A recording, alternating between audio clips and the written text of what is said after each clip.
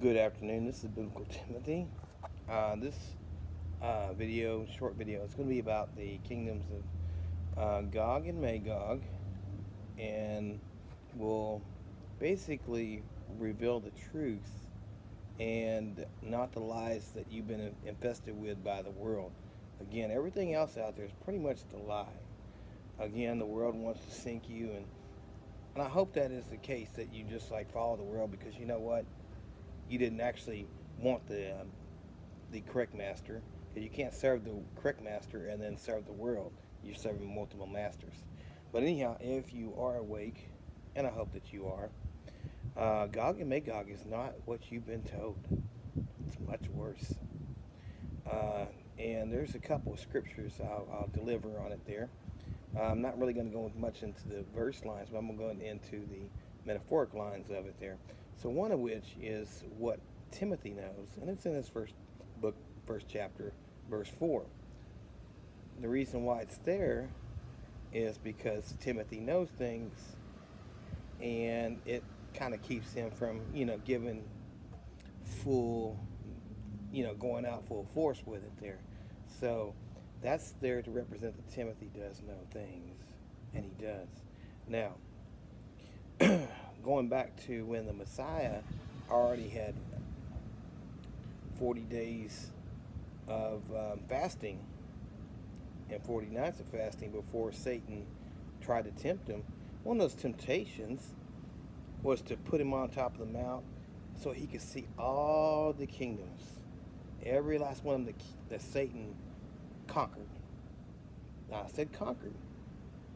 And then Satan said, I will give you all these kingdoms if you bow down and worship me. Now, for Jesus to have done that would have damned him. But he knew better. Because Satan wants to conquer the final kingdom. He wants to conquer man. Jesus wasn't going to let that happen. No, Jesus wasn't going to let it happen. Anyhow, he basically told him off. So Jesus, when he returns, he's the champion of humanity. Because no, Satan is not going to conquer humanity. He's going to fail in the final kingdom he wants to conquer. But anyhow, back to Gog and Magog now, and how this fits in, is those kingdoms that Jesus saw, they weren't human. I just said they weren't human.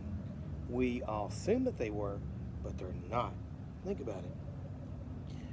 The preaching that's been done in this time, how many of those kingdoms are still here that were from way back when, that were human? Maybe one, maybe two. But they're not the strength that they used to be. Not even close. These aren't the kingdoms that the preachers of the world are preaching correctly for Gog and Magog. They are totally off track. And they want to keep you off track. They want you to think they're human, but they're not. All those kingdoms that Jesus saw were not human. Now, that's the reason why Jesus is going to be the champion of humanity. Because he's going to prevent that from happening. Now, about Gog and Magog, you have to put a little thought process into it. And yes, the hints are out there. You just have to figure it out. But I'm going to give you a hint now. All my life, or not all of it, but I'll say majority of it, I love different games, And what is this all about in the end time? It's a game. It really is. So, if you put all those kingdoms into games, think about it. That's the representation of Satan's kingdoms. And yes, you think about it, these are kingdoms that are basically in storylines, storybooks, passed down stories, things like that, even in movies and such. So these kingdoms were already there. So these people who think they own copyrights, no, they don't own jack. They were reimplanted to keep these kingdoms and storylines going. Now, what God really stands for is good old gaming. And I caught on to this back in about 2014, maybe roughly speaking, 2014, 2015, because I'm a gamer. I used to play a lot. love those type of games. Then I come across this site. I said, you gotta be kidding me. There's a site called Gog.com, and it has games. Now, I'm not disrespecting the site because there's nothing involved in it, but the hint of the kingdom of Gog is represented by that site. Yes, these games were made because they are of Satan's kingdoms. And the site just, sells these games, and I've played them for, a very long time and stuff like that. But to really open my mind up after my eyes were open, I was like, wow. So Gog means good old games. So it'd be a lot of different kingdoms and these different games and storylines that'll come out of the woodworks when you least expect it. Now the kingdom of Magog, it's even bigger. So we got good old games, which were played by individuals, maybe small amounts of teams. But the Magog is the massive good old games.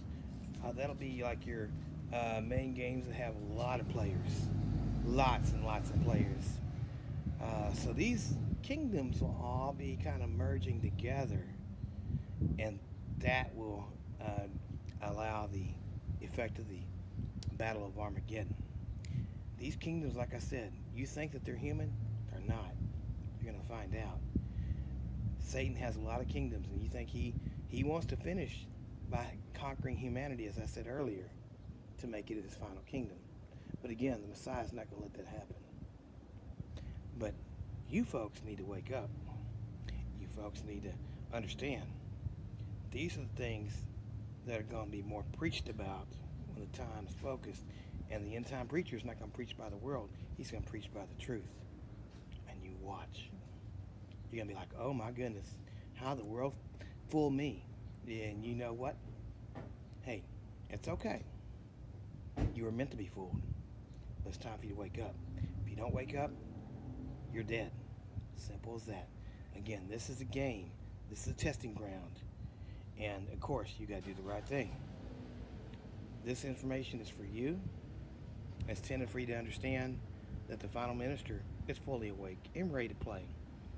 And he's going to have fun doing it. So, again, this is the information about Gog and Magog, what Timothy knows, and of course what the Messiah rejected.